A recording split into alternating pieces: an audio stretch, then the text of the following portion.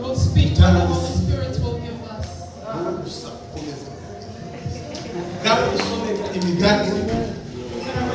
Imigani 14 ku murongo wa 34 iryo jambo niryo tugiye gusoma. Nasoma mu Cyongereza no mu Habura. Righteousness exalts a nation, but sin is reproach to any people. Amen. Gukiranuka gushira ubwoko hejuru, ariko ibyaha bizabikoza isona mu cumi na kane mirongo itatu na kane. Kongere kandi dusome mu Baheburayo icumi na kabiri ku murongo wa 14. Icumi na kabiri 12:14. Reka dusome twumve icyo umwami Imana yacu ashaka kutubwira muri icyo cyanditswe n'icyo tugiye gusezeranaho. Havuze gute abafite Hebrews 12:14, it says, pursue peace with all people and holiness, without which no one will see the Lord. Amen. Mu Kinyarwanda havuze gute? Mugire umwete wo kubana n'abantu bose amahoro n'uwo kwezwa, kuko utejejwe atazareba umwami Imana. Turimo turiga ijambo ryo gukora. We're learning about serving the Lord. Ariko mumenye ko Satani atagwanya abakora. But Satan is fighting against those who doesn't work. Satani ntabuza abantu gukorera Imana. Satan is not preventing you from serving the Lord. And sometimes he can transform himself to become an angel of light.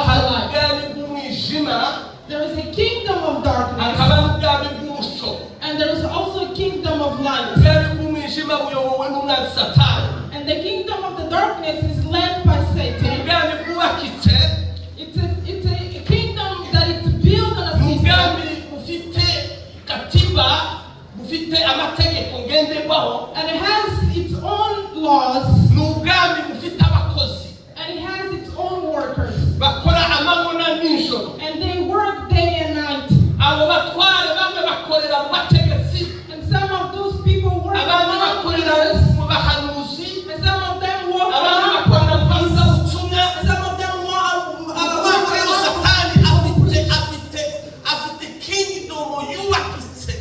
it means Satan has a kingdom that has a system.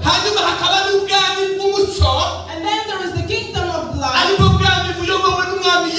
which is led by Jesus Christ. And it also has its own system. And it has its own laws that you have to obey. And it has its workers. And it has the people who work for them. So those two kingdoms, and they're always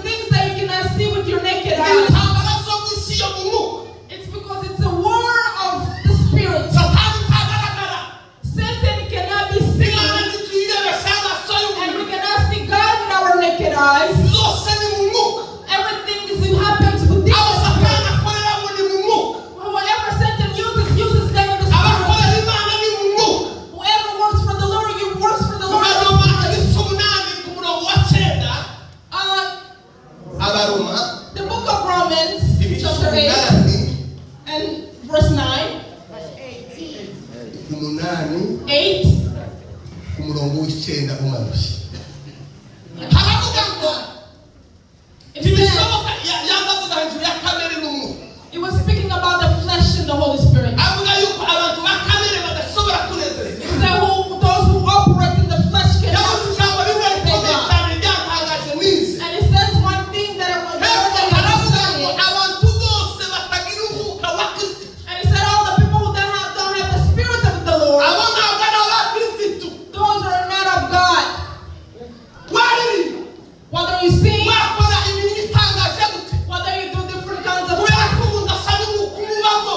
because people look like the spirit they have Kandi within them. umuntu yemera umwuka umukoreramo. And people receive the spirit that works Kandi in them. umuntu arabona umwuka umukoreramo. And people worship the spirit that Abari is mu in mwuka them. w'Imana bose So whoever was in the spirit of the Lord, bakayoborwa n'uwo mwuka they w'Imana. were led by the spirit of the Lord. Bibiliya ivuga ngo nibo bana b'Imana. The Bible says those are the children of the Lord Basabumva se, because they hear their father bakumvira se, and then they respond to their bagira father. amategeko abagenga mwabo, And also they have the law bagira uko baza bavuga mwabo mu and Mana. have the way in which they speak in Hari the ibintu bitarangwa abana b'Imana.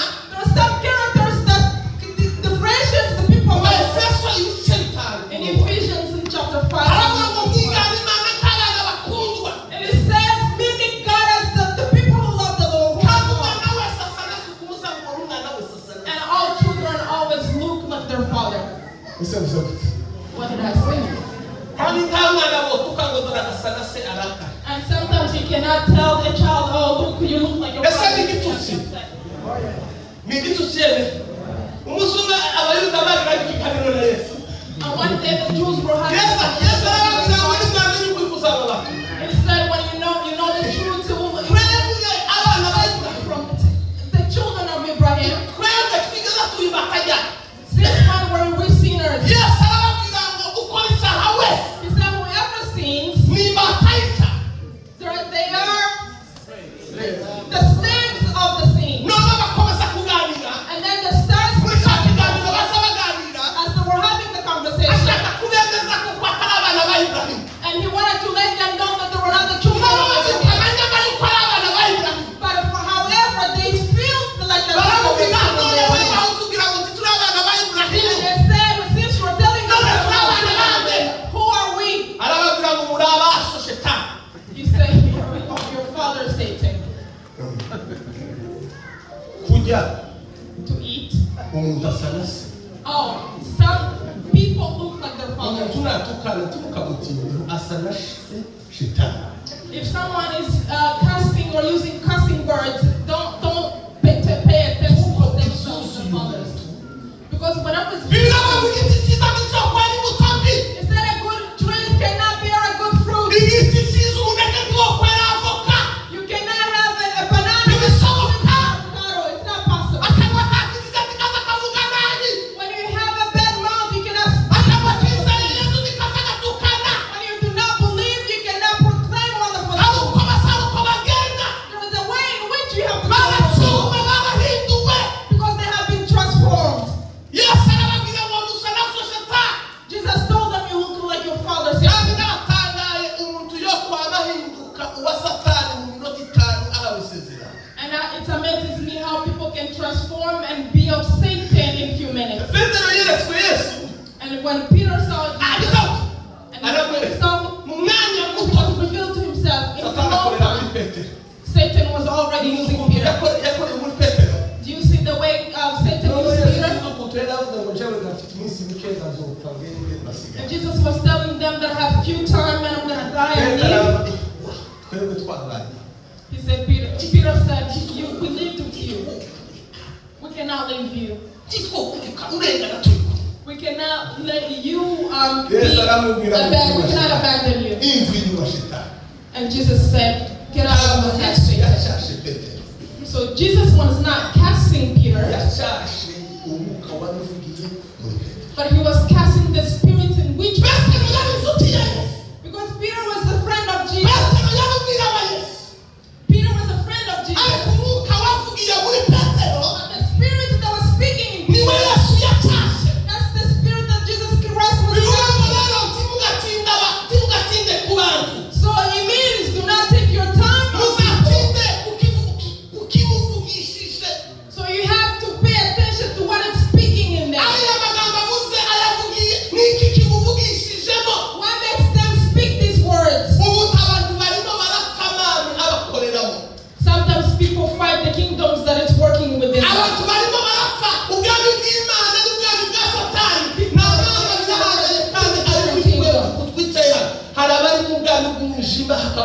The way we're sitting here, all of us have our own kingdoms, the kingdom of the light and the kingdom of sin.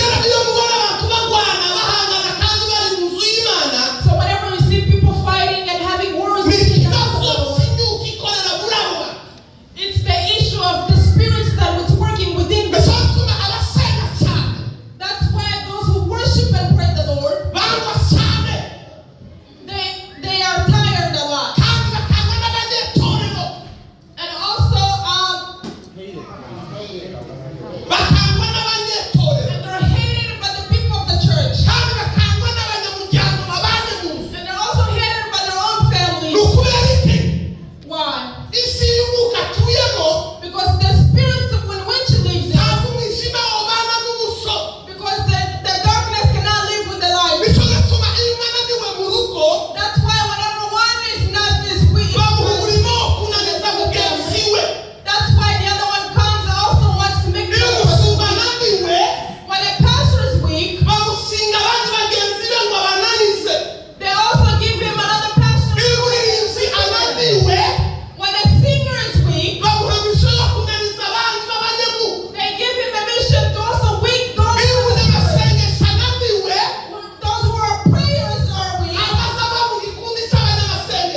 They're not in the group. They're given a job and where they live. That's why you see those who are powerful. And whenever their power is reduced, it means there's something happening. Whenever you see someone tired physically, it means they have already been tired in the spirit. They have been tired in the spirit. Let's sing a little bit so we can hear the voice of the Lord.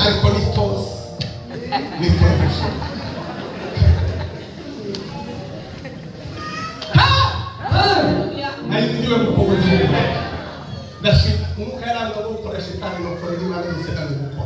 And the Lord told me, instead of working Satan, why would you serve Satan when there is Jesus? Instead of serving Satan, I might as well serve Jesus. Instead of serving Satan, I might as well do both of them.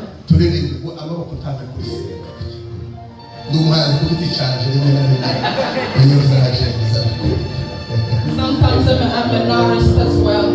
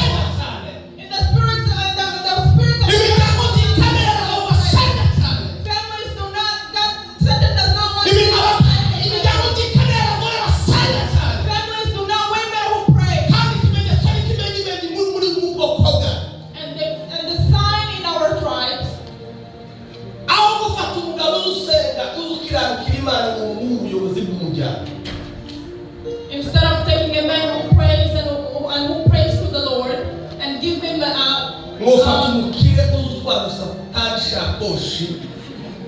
and give him to be the main person in the family, you want to take a man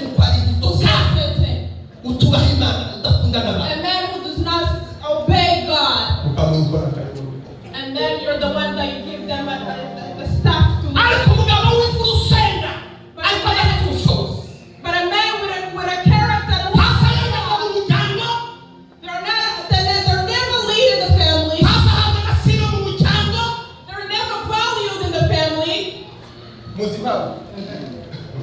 know what?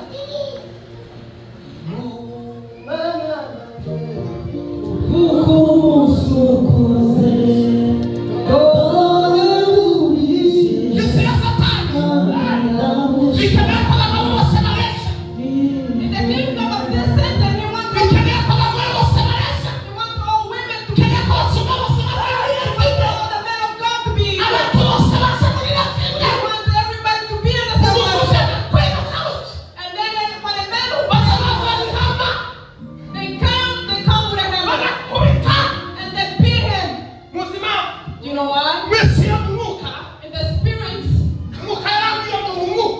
and the Lord told me the spirits, there is no mom, there is no dad, there is no aunt, there is no mother-in-law, there is no bishop, there is no pastor. In the realm of the spirit, all these words. Because everyone is in their own kingdom. Everyone is in their own corners.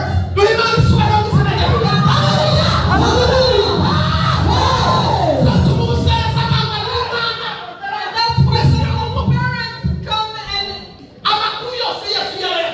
everything Jesus has said. In Luke, in chapter 21 and 16, I want you to read it so I can teach you the realm of the spirit. So you can get out of the Hallelujah. 21. ndababwira yuko ntazongera rwose kuyirya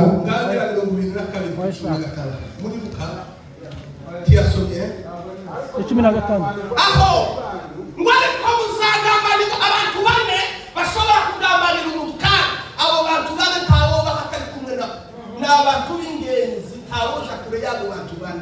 Kandi abo bantu bane nibo bashobora kuga abantu bose bagambaniye, nabo bantu bane gusa bamugambaniye, kandi ntawoja kure y'abo bantu. Nawe soma papa habisho ariko muzagambanirwa n'ababyeyi babo. umuntu wa mbere gabasobanura mama, umuntu wa mbere ushobora kugambanira umuntu Who can have bad plans on you? n'umusayi. It's a parent. Aya saba kuvuga mutazi Those are none not. kubivuga It's not used to you. ukabisanisha. You might not say ariko it, ababyeyi bari bagambanira but there are parents who have, umuntu wa mbere ushobora kugambanira umwana mbese iyo mumu and they can do that in the realm of the spirit. iyo mudahuza umwuka Whenever you don't have the same spirit, nubwo yakonkeze ariko azakorera umwami we yo kwanga kwitati bo bantu n'ubwo bwiwe uzumwica umutima. even though a mother nurse you, he can also kill you in the spirit. ndavuga amagambo tugiye kuganira isi y'umwuka. We're going to talk about the realm of the spirit. ayo makuru yo navuga ni amakuru y'umwuka. Everything that's talking about are things that you know. mufata ingamba zo kuza mu isi y'umwuka. So I'm trying to speak it to you. aho abashayi b'umuntu Parents, wa kabiri the second person, muzi ko abantu bavukana you know that people can be siblings. iyo mudahuza umwuka However, whenever you don't have the same spirit, they can come and plant nibo them. baba hafi yawe cyane, It's because of the people nibo of the satani earth, aza gushinga, and that's where Satan nibo comes bazi from. kuzujya, They know why you nibo live. bazagitira mu cyumba cyawe. They go into your rooms, rero abantu benshi ni abatasi. and a lot of people are coming here to almost to see what's umuvandimwe happening. abantu benshi bagangana A lot of people baganganiwe n'abavandimwe babo. they have been been that way the family members. In the spirit, they always say my sister, my brother's like this and that and that. abana bari mu bafati turirimbe gake abana bafati. Please hold the children. buri munsi aduha kunesha yose. buri munsi aduha kunesha byose. buri munsi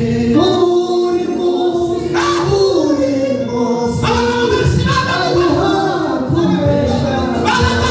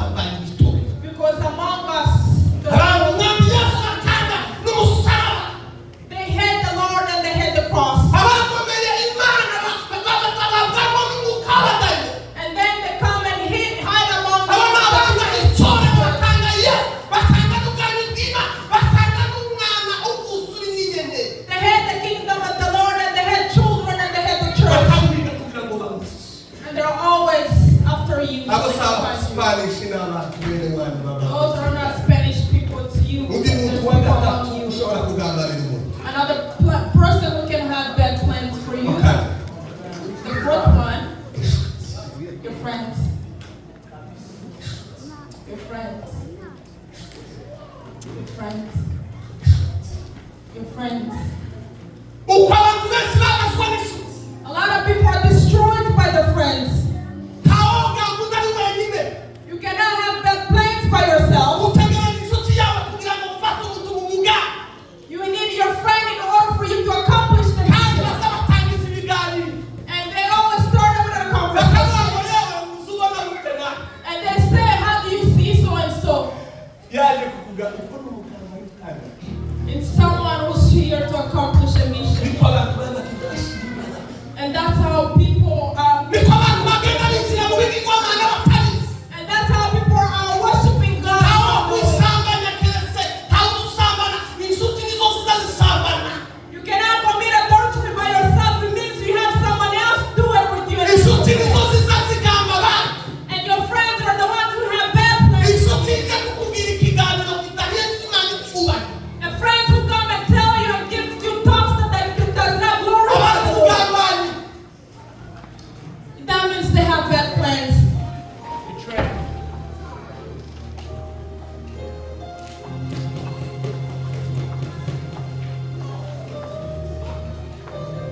kubera ko tuba mu rusengero ariko tudukura mu mwuka Why are we in the church, however we don't grow in the spirit? kubera ko tudasenga cyane Why do we not pray more? kubera ko tutabona abagabo bahagurutse basenge Why do we not see men who can kubera ko stand tutabona up? abagore isi yuzuye abagore itwareka zibagarira amahanga n'isi Why do we not see women who are powerful in nations?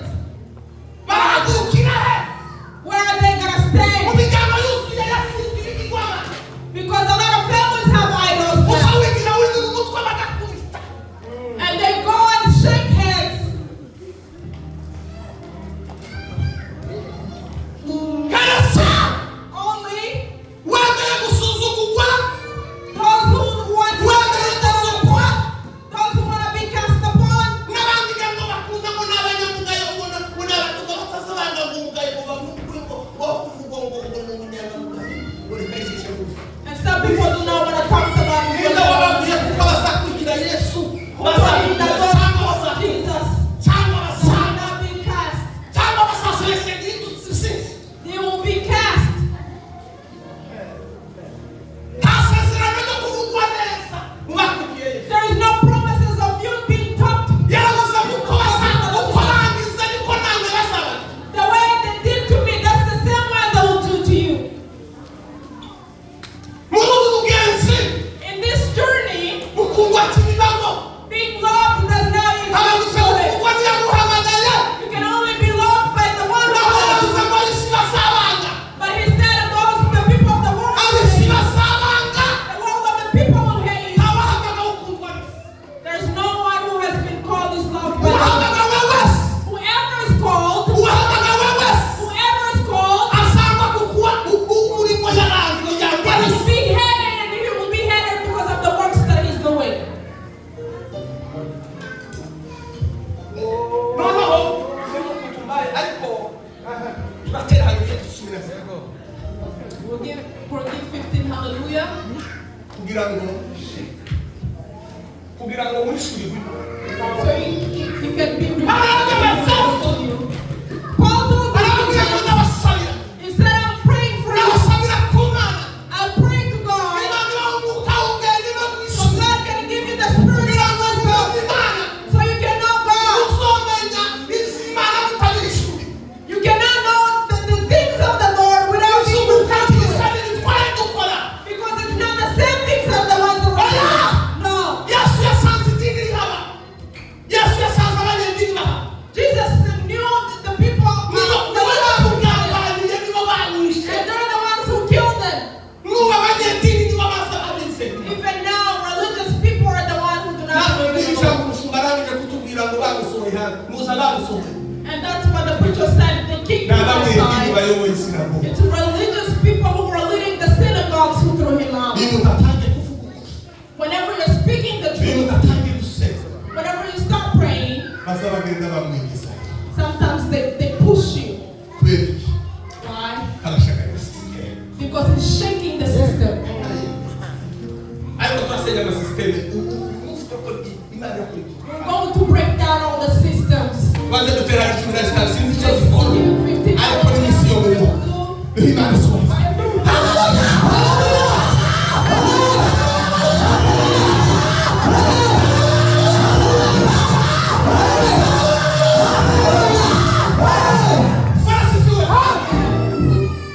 Praise God. iyo yari introduction inono katujana That was an introduction. One day I prayed, and my heart told me how to pray. And the little time that you can pray to the Lord is 24 hours. That's the time that you can speak to the Lord and spend 24 hours. Now hear this news. The Bible tells us to be holy, to be righteous. It builds the nation. It builds nation. And it takes them all the way to the top. Righteousness. Righteous can build the family. And if you can build that family. Righteousness can build the righteousness can build those in the mind. Righteousness. It can rise a nation. However, doing wrong, what does it do? It will only bring shame to all men. Do you know all the men who are shameless? Who are ashamed because of sin? Imagine being known as an adulterer.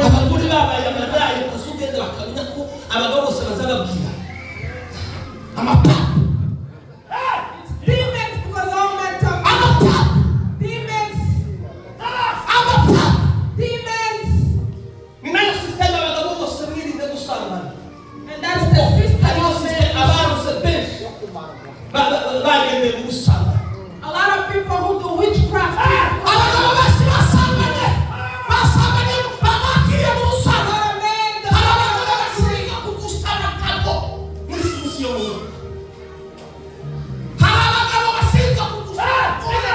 And in the realm of the spirit, and that is the mission that they have given us. The same way God gives us a mission. And it's all the witchcraft, all of them. It's because they commit adultery.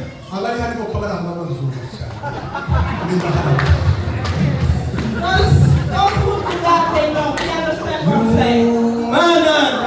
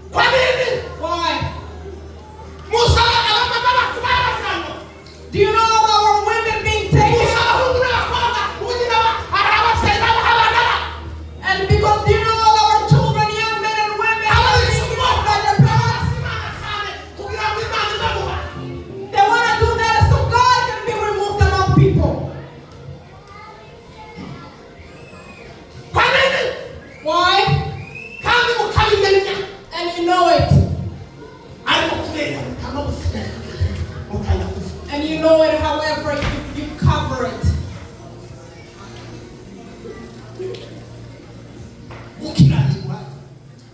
To be unrighteous. Sin. It will bring down a family and break it down. And a family can be broken down. A family will be able to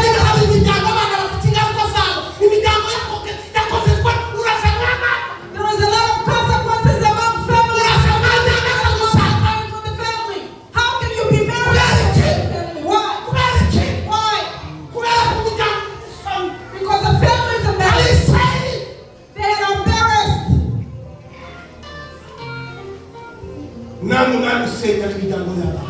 And you're also destroying your children's families. Because you know your children, you want your children to be like you. No. No. Sin. Sometimes it might also come to a man with good characters. And also minimize or embarrass him. And he might not be seen among other people. Because you're embarrassed of your sin. And sometimes women have no place to walk. Because of the sin they have committed. A young girl has no place to walk. Sin. It takes away all your dignity. Sin takes dignity over sin. Sin takes away a dignity of a person.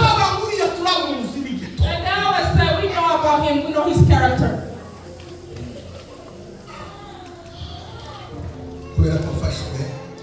Because I'm filled with seeing all these words.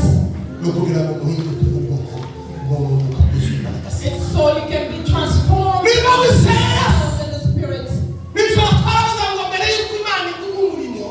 Last night we said before God gives you his works. Sometimes he does works within you first. He transforms you first. He can transform you. Before God gives you works. Sometimes he works. He took a long time to do the works of our disciples. 80% out of 100. Jesus walked with his disciples. And then the other 20% he was walking with other people. And all the words he did not tell other people. He would go and teach it with his disciples.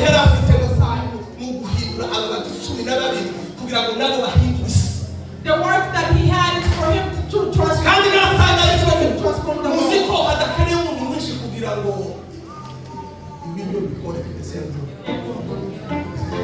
We don't need a lot of salt for the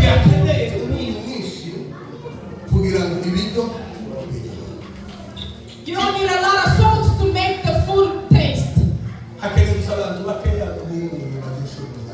So we just need few people with salt to change the food. And we don't need a lot of lights for the darkness to run away. We just need a small light that can light the whole house. Why? Because there is light. The Bible says whoever sins, it's those who hate light. And the light is Jesus. And because time is gone, so stand up and take care.